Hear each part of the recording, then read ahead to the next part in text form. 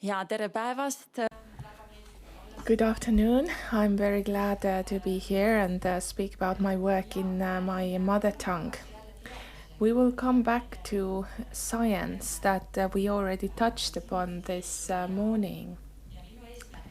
My goal today is to motivate us as practitioners of civil protection to take further part in research to contribute towards innovation, and this will all make us more prepared for crises.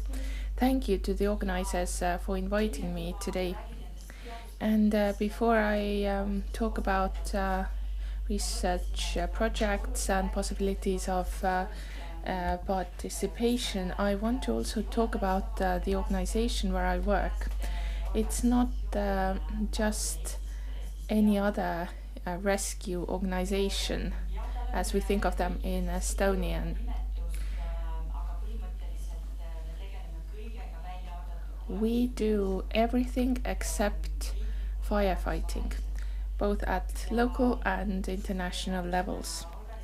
It's an organization that is under the Ministry of Internal Affairs, and it has been active since 1950, so more than 70 years. The aim is to be different from civil defense or military defense. What makes us stand out in Germany and in the rest of the world is that all our rescuers are volunteers.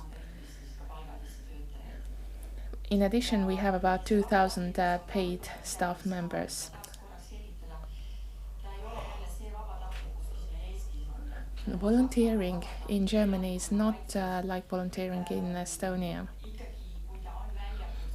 If there is a call and this volunteer reacts to an event, they do not lose out on their pay, and there is legislation that says that employers must allow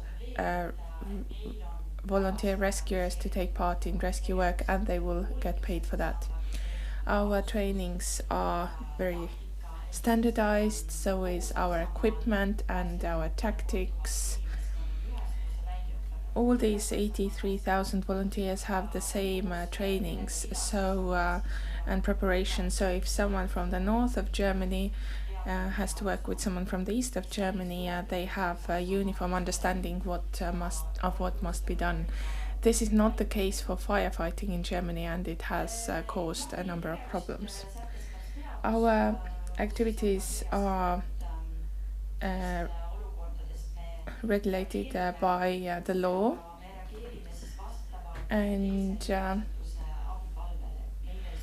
these stipulate in which situation we must react. So an ordinary citizen cannot call us, but the police, in case they need help in a major disaster, they can contact us, or if a local government needs to get help transporting large trees that have fallen down in a storm. One important thing is that we cannot threaten private companies. So, for example, in case of cleaning up after a storm, the local government has to first contact a private company if there is one that offers the same service, and only then us if there is no other option. Research projects are something we've been part of since 2014. Over time, this became more widespread, and now we even have a research and innovation department where I work. I live and work in Germany, in Bonn, where our headquarters are. I've worked in THW since 2016, and in the innovation department since 2018. I work with international research and development projects. I am in charge of a small team in our department, and I've just started coordinating an EU project in September as well. I also offer counseling in the European Commission, developing new programs and sharing the practitioners' view for the development of political projects. I am also a vice president of the international organization IFAFRI.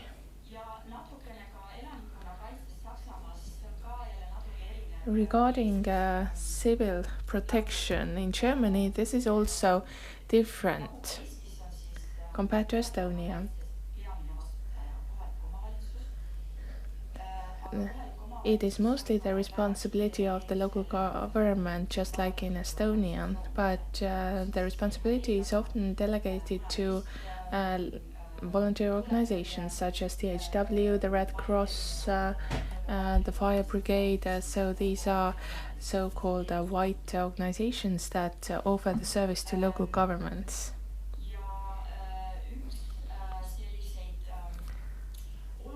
One of the important recent events that affected the question of civil protection in Germany was a flood in the Ari region, the Ari River region. It's a very small river, more like a stream, but during the flood it became an 8-meter deep, aggressive, fast-flowing river.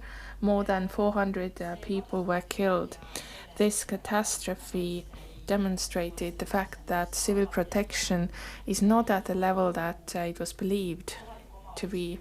Information is not being properly exchanged, and leaders of local governments who should be responsible for people's safety do not have suitable training. There was limited spread of information, and people literally got their first notifications about the threat when water had already entered their homes, and this is the reason why so many people got killed. In the reaction phase, there were also no proper agreements.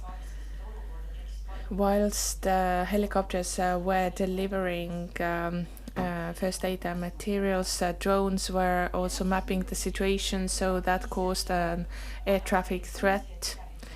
Every crisis gives an impulse towards change, and this is also what happened in Germany. An analysis was carried out for what needed to be changed, and a plan with 4 items was developed. The main idea was about better exchange of information and better training. Today we can see that the budget for 2014 will not cover this crisis plan, but so we must say that there is no crisis. Some first steps have been taken, but there is still major investments that are needed. So who protects us? Just like in Estonia, in Germany as well, the state is expected to ensure the safety of people. And it's not only about general safety, but also the safety of food, for instance. In Germany, people do not trust the state, and they feel that the state is not coping with their responsibilities. This trust towards the state has even gone down. It was much higher during the COVID pandemic. There are also major issues related to migration and education policy and decisions. And a recent observation is that about a month and a half or 2 months ago, I started to notice that coping was not very good in terms of migration. There was no transport, no where to host the people, and I kept hearing it from different sources. These were public broadcasting sources, so they were trusted sources, and both printed media and other types of media. It made me think that migration was a very sensitive topic in Germany, and no official would publicly admit that they cannot deal with the situation. So I was wondering if the situation was really so bad that they are finally talking about it. So I was shocked. I wondered what had happened, if there was a new wave of migrants. This news kept coming up a lot, and we discussed it with colleagues. It was an odd situation, and then I accidentally happened to listen to an analysis by a journalist who said that some parties are very refined in their propaganda. We've all heard about how Germany is not coping with migration right now. That shocked me, because I felt that I had let myself be brainwashed. I trusted this source and this news, and it felt like other people did the same. But could it have been just propaganda? I don't know. I don't know if anybody actually knows the answer. But the fact is that last weekend, during German elections, the right extremist party got the best result ever in history. So these changes in the society at political level are also an element that must be considered. Today we've heard about people's own responsibility and preparedness. Germans in general are prepared. Historically, they always keep their food reserves at home, as well as drink reserves, drinking water. Perhaps it's because shops are not always open, so you can't just pop into a shop late in the evening. You need to have some reserves. But I have not seen the state informing people about it. Perhaps it's something that comes from home. Then again, there are also some extremes. In Japan, for instance, if the state is unable to provide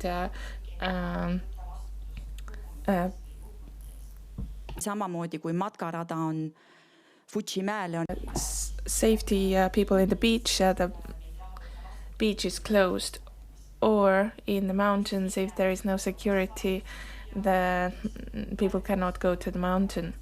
Or in the US, people have taken their defense on their own shoulders, and they think they need to have a gun in order to protect themselves. These are extreme examples which we don't want to get to.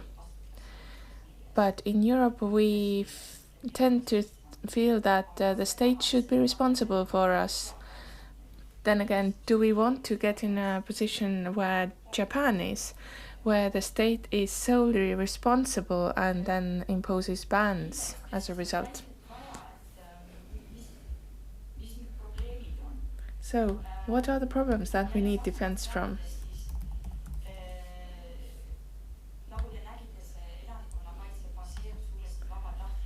As I mentioned, civil protection is largely based on voluntary work. Currently, this is a sustainable system, and there is no need to worry. But how strong will it be in 25 years? Taking into account the megatrends, urbanization, migration, the development of technology, should we make any decisions today knowing what the megatrends are? And how should we know what the actual trends are? A practical example from my organization, which again requires making decisions. Our car fleet is quite old and needs renewing. But whatever decision is made today, such as buying diesel cars, it would mean that we will have these cars for the next 30 years. Do we want to choose another alternative? These are decisions we need to make today, but nobody wants to make the decision. And of course, the task of adapting to new threats, new possibilities, even if you take artificial intelligence. Of course, it gives us a lot of new opportunities, but also new threats that we don't even know what they are yet. Processing large amounts of data also takes a lot of energy. And the question is, if we have access to all this energy during a crisis, that leads me to research which helps us define these questions and look for answers. How do we cope with changed expectations? People want us to be ready to react to today's crisis rapidly, but at the same time we need to get prepared for new crises.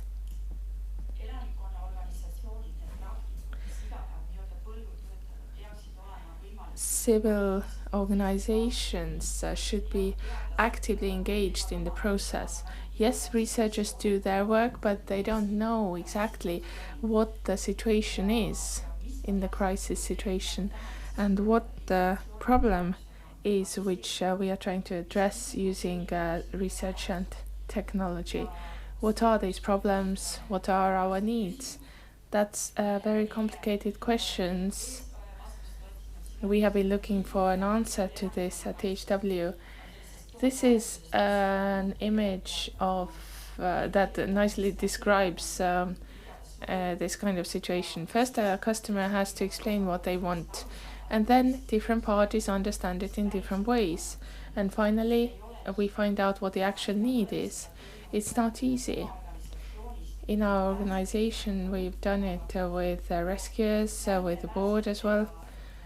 An example of rescuers is if we ask what their problems are after our training provision, they would say that their gloves are very unpractical. They want new gloves which can be used with smartphones. So that's like the new innovation that we should carry out using EU money. Or at the management level, what do we need? We need digitization. And if we ask what they mean by it, nobody can really explain what they mean. It's more like a buzzword, the solution for every problem, but what it actually means, we don't necessarily understand.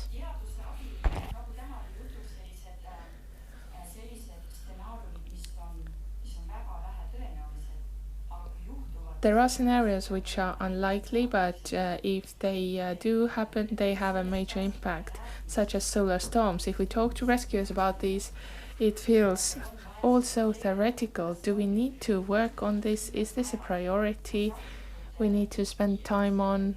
So here we need practitioners' advice to understand what we can do if we don't have never-ending resources. Everybody likes a cat photo, so I found a couple of cat photos for you as well. These show that simple things aren't always so simple. We start from research and development, where we want to bring different stakeholders together, but then everyone wants a different thing. Everyone has their own vision. We need to first develop a common terminology, a common language. Another issue is that practitioners are engaged too late. For instance, if you look at the photos, we can see that there are 3 bowls. Please use them, but nobody knows how to use them or for what. The proposed solutions are often also difficult to use and unreasonably so. In the research sector, you are not allowed to make mistakes. If something doesn't work, nobody wants to talk about it, but I think this is as important as a research result as knowing what works well. one of the main issues is also that many of the ideas proposed are not carried through because there are no initiators. For instance, if you develop a rescue robot, but the project ends, the funding is stopped, who will then have to take over this project or this developed solution? This is a very common thing to happen. It's referred to as the valley of death of innovations through projects. But I'm here to motivate us, the practitioners, to deal with precisely these problems. There are very few practitioners in civil protection. We don't have the right experience. It's a bit of an unknown world for us, so we are afraid of it, but we can change the situation taking small steps. Firstly, by looking at what in our organization requires procurements. Then to analyze, is it just about my organization? Is it something at Estonian level, European level? Practitioners are very much welcome to join in developing EU science projects. As project coordinator, they ask me in which direction research need to develop. They want to know what the know-how is, and we can all contribute to this and be part of the decision where the money goes. On the practical side, being part of such activities means that you must be visible. This doesn't come overnight, but if you take this one step at a time, if you're active in networking, you will soon be engaged in research projects, or you might be able to start your own. And this is how you might start.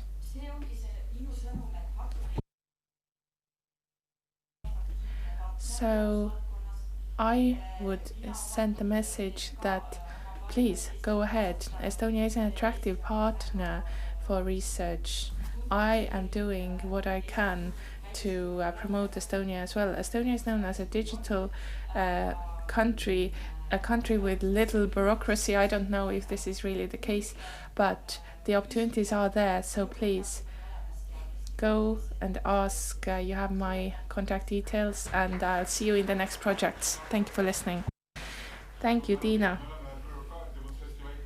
We are just very small in terms of bureaucracy, next to all large bureaucracies in the world. Compared to Germany, of course, there are not a lot of papers in Estonia. But it's all about whether you look at it from the inside or the outside. One question before we go on a break. You described the situation where suddenly there was a conflict because helicopters and drones were sharing the airspace and it wasn't working well. We understand very well there had never been a situation like this before. Drones hadn't been used so widely before. And in the second part of your presentation, you asked whether we can do it as a society. It seems to me that in a lot of situations, our development doesn't complement but adds to something. This means increased costs too. If you look at the rescue board's budget, yes, of course, all the new things are necessary, but money doesn't just appear from nowhere. How much have you thought about this question, and have you got any ideas about how to improve the situation? Is there anything where we could save resources, maintain the same costs, but increase the quality? Väga hea küsimus, see on väga aktuaalne küsimus ja see on It's a very good question. It's a very topical question, and it's a very sensitive topic for the rescuers.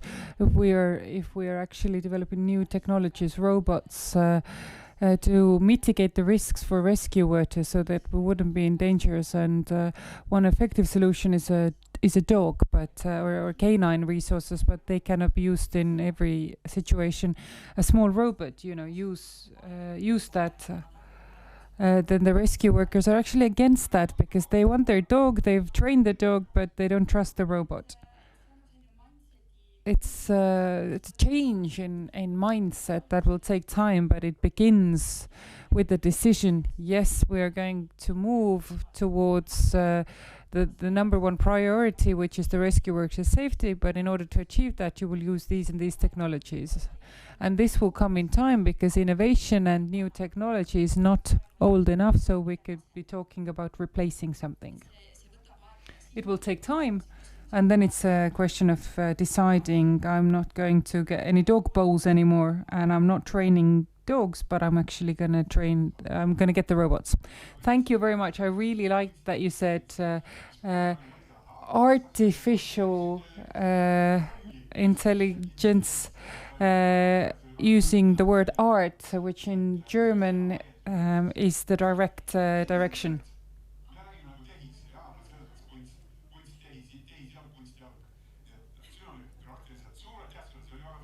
Thank you very much. It was good to know.